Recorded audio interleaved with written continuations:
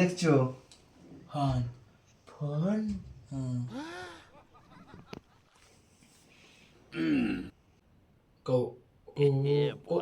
বল দিদির ছেলে কোথায় গেছিলে? ফাঁকায়।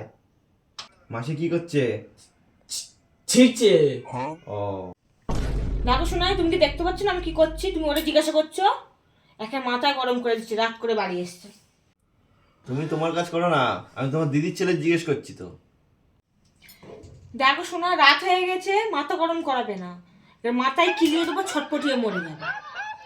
হ্যাঁ, সারা তোর মাসি আমার এদিকে কিলিয়ে দিচ্ছে, আর দিদির ছেলে তুমি দাঁত কেলাচ্ছ।